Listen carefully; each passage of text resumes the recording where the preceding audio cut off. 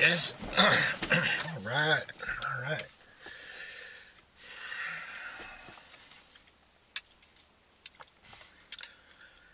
It's Sunday, January 17th, 2016.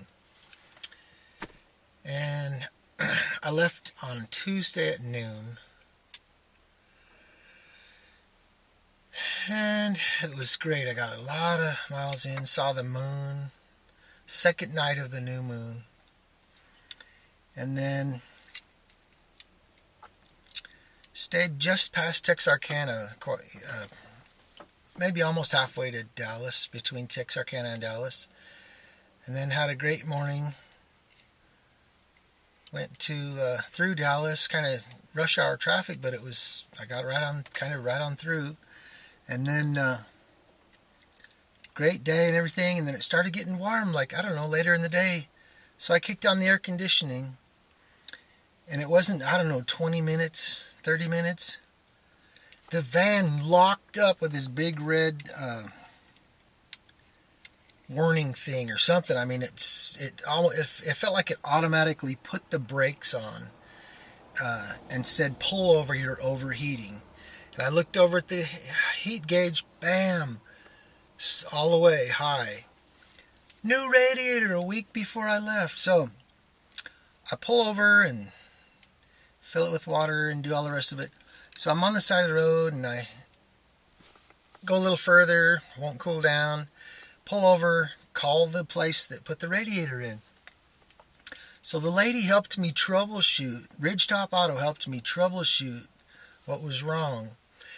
And I don't know, it was it was an old connection on one of the small hoses at the top of the back of the engine. And then, so one of the connections just old and kind of rotted, you could tell. So maybe the pressure of just a good new working radiator instead of one that also leaked put too much pressure on that old fitting, and it just busted and leaked out the fluid. A lot of the fluid, not all the fluid, but a lot of it. So I went for a mile or two and then tried to do this and that and kept adding water and rigged it up and worked on it for 8 hours after, and got back around on the freeway to some really cool, sweet guy helped me. And he knew what pipes to hook together to bypass the thing. So he helped me put a temporary thing. Well, so then I drive, a couple miles, and it worked fine. And then it overheated again. So I pull off and pull into this gas station, look under the hood. Sure enough, where we put it together, it just popped out. The connector, we had no proper parts, and it just wasn't long enough, and we didn't have the clips, or the old clips, and it just, no. So I had to walk a mile, 1.4 miles. Well, first time I got a ride there, dropped off there, and then I had to walk back to like AutoZone, or I think it was AutoZone. And then, so anyway, I had to walk back and forth twice. Twice, yeah. The second time I had to walk all the way there and all the way back. So anyway, and finally got it put together with some different clamps and a nice connector, and Jamin saved me. He paid for the last order, like $13 on the phone. I was out of cash. I had gas and all the rest of it. But so I don't know how I got that other. Oh yeah. So then I crawled. Well, actually, no, I tried it and I got close to Austin. And it started to overheat. Well, as soon as I turned the heater on, it really overheated. And that was like the next morning. I stayed in a truck stop or a rest area. The next day, not the morning, because I drove fine when I was driving. But then when I got into rush hour there, wherever it was, kind of in the morning there too, not too late, but just rush hour. So then it overheated again, because he turned the heater on when it starts to overheat. Well, that's the opposite now. When I turn the heater on, it does overheat. I don't know, this bypasses. kind of, I don't know. It's still got to get the right parts and get it fixed, but it's a lot closer to figure it out than it was. So then Austin, so I couldn't drive more than 2 miles, and I didn't know exactly what I could do. But it was through town, and the freeway just clogged. You couldn't do anything. So I thought, well, I got to wait till 1 in the morning until the freeway clears to do anything. And then I go into Austin, right? And so I go and I crawl like for a mile, and then a mile and a half, and then park, and then walk ahead for a mile and see how far, find a place where I know I can park, and then walk back to the van, then drive a mile, then get out, walk another mile, and come back. So that's 2 miles every time. And I did that. I know I did that probably 5 or 6 times, 4 or 5 times at least. And finally got all the way over to I don't know, 32nd Street or something, about that. And so I was doing my next walk to see where I was going to park next. I didn't want to lose sight of the freeway, so I kind of, going through neighborhoods where I could still see the freeway. And I happened upon this guy who's digging a hole, and I saw that it was a sign, and for a sign, it was 2 holes. And he already had the first one dug and done. And he was using a pickaxe thing and a shovel, and then so I happen upon him, and I say, he makes eye contact and everything, and I say, it's my turn. So he lets me help him dig this hole, right? I jump in, and I'm a complete stranger, right? And so, but I get in there and I scoop out, a nice sufficient amount of dirt into the wheelbarrow, and then so then he picks it again, and then I scoop it out again, and he starts asking me questions like, between about every 2 loads, he just asked me a simple question: where are you from? And this went on for like an hour. So I mean, I'm helping him, and an unspoken opportunity, and he's letting me dig with him. This complete stranger shows up on the sidewalk. He's letting me dig with him. But by the time we had this hole dug, we're like best friends. He gives me a ride back to my van, and he speaks broken English. He's very understandable, but so we get back to the van. He gives me $25. I'm penniless, and he gives me $25. So it's heaven on earth, right? I got $25, and so immediately I go to a bar to get some change, right? And so, but I'd sit down and make myself a customer with 50 cents, I guess I had left. I said, give me a lemon. And so they give me a slice of a lemon, and we end up talking, and she changes a $5 bill into quarters, and so I rush back to the meter and feed the meter, right? So I'm using up some quarters in the meter, and I'm still crawling. Walk a mile, walk back a mile, go to another meter, walk a mile, walk back. So, but this sweet girl, she tells me, get over here onto the hippie highway, which I didn't follow the whole thing. I had kind of a deadline on getting to these grapefruits on time. But so I find the hippie highway, and I got almost $25 still after parking. And I go on a short walk, and I see all these cool places, and I park, and so I'm do a little reconnaissance walk, and I find this wholesale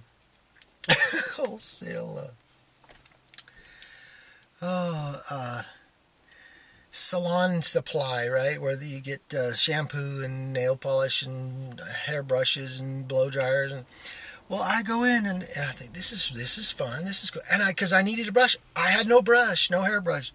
I go in there, and they have brushes you don't find anywhere else, and I found this beautiful little, oh, check it out. Bamboo. And the thing is like $7.50, and I'm sitting there debating, I'm talking to myself saying, flow. I mean, who's gonna, I could go to the dollar store and buy a brush for $1, but this is not a dollar store brush. And so I get to the counter, and I'm behind these 2 nice ladies. Well, ends up this place is wholesale only. I can't even buy the brush. And so I asked this lady, hey, buy this for me and I'll give you the cash. And then so they were all friendly, and And the lady gave me change for the 20, so I gave away 10 of my 20 for a brush, and so then I'm walking back, and I'm seeing all this, and there's this cool thing. It's I don't know what they paint. It's paint, graffiti on this whole wall thing, bunch of walls from an old 1980s construction project that fell through, and so but all these walls and these people come and they spray paint all this graffiti. It's just gorgeous, very work of art, fabulous. Well, I'm looking up at this, and then there's this alley, and I look down at the end of the alley. There's a couple guys, my age. She's sitting there drinking a beer, and I'm thinking, that's where I belong. That's where I belong. So I go right down, and I just offer this guy a nickel to sit on the bench, where he's got his backpack sitting. So I end up by sitting. He said, "Well, I haven't seen the nickel yet," and I handed him $1. I said, "That's the closest I got." And so anyway, I sit down, and I don't know, not another 15 minutes, or we're starting to be good friends. And this guy's got a harmonica, and his friend's got a harmonica. And I go over to I said, "Okay, well, hey, let me go get my guitar. We'll jam." And it's like, "Yeah, let's jam." And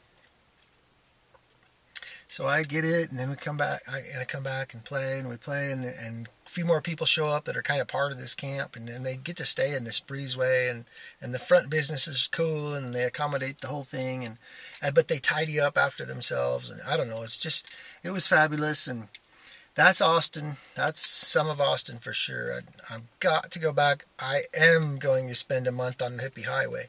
Didn't have time. Didn't have time this time. But I did find this. Two things I got going on. It's this. I don't know.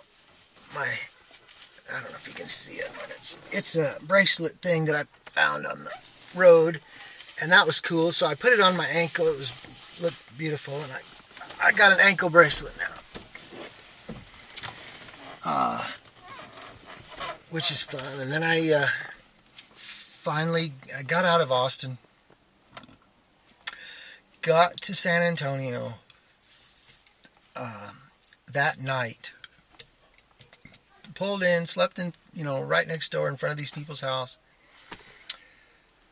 woke up and picked grapefruits for, 6 or 8 hours. My hands are all thrashed, which was fabulous and wonderful. He had the big ladders, and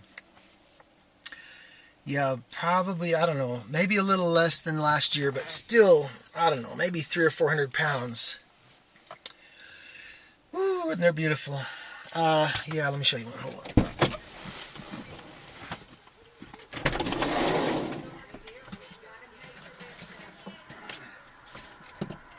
Oh, yeah. Mammoth.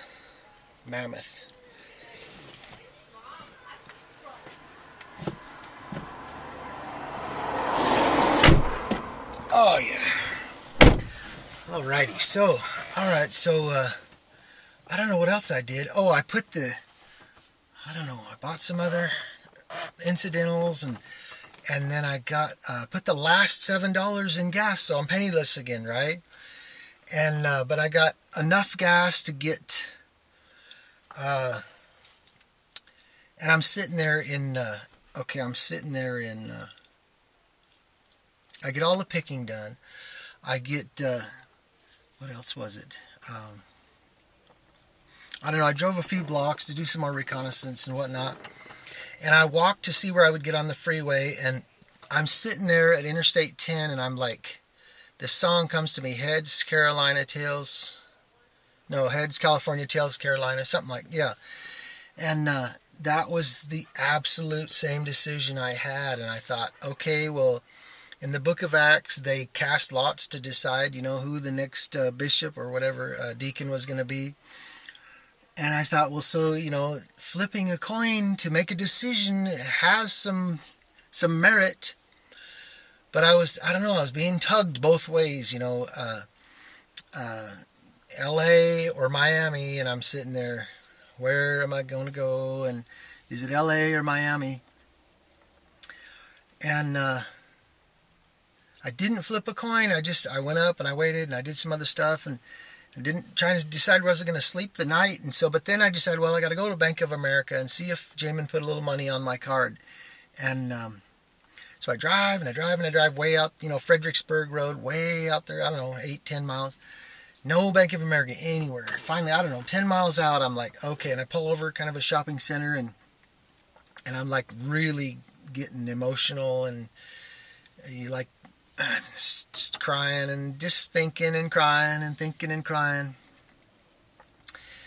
And so anyway, it's like, I don't know, and these mockingbirds were in this parking lot and up in front of the store, and I mean, they were sitting there just yelling at people, just screaming at everybody. It's like at least 2 mockingbirds, and they're screaming at all these people, and everybody's looking around.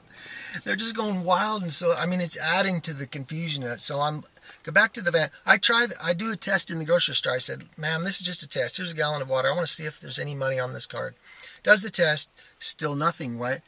So, I'm penniless. I got a little less than half a tank. I go to back to the van, and I lay down like, okay, maybe I'm sleeping here. And I did lay down, and those mockingbirds, I was laying there thinking, these mockingbirds, this means something. I mean, they're sitting there, this confusion. This is like suburbia. It's like this, something wrong with this right here is something wrong here. And so anyway,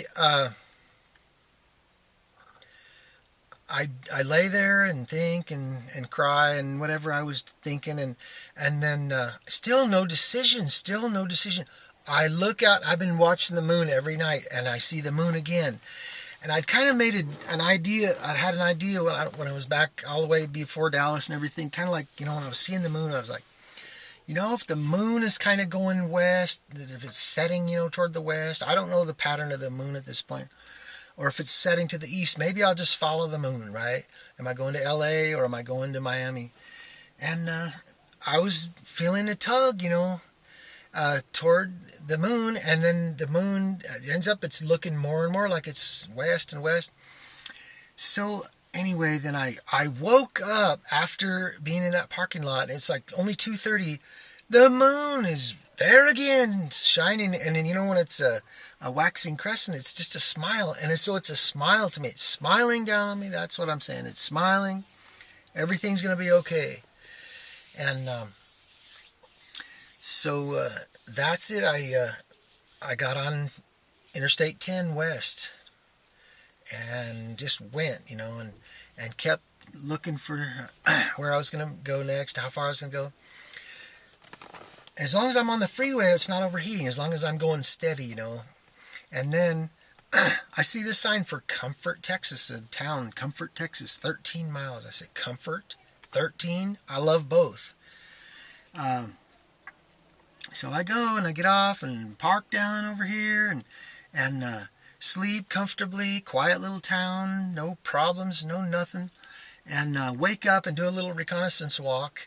And within 30 minutes, here's a blood donation van and a lady waving me over. Hey, come over. I'm like, okay. And I had already seen the blood donation van and decided I wasn't going to do it. But then she talked me into it, and I did. I hadn't done it since I was 17.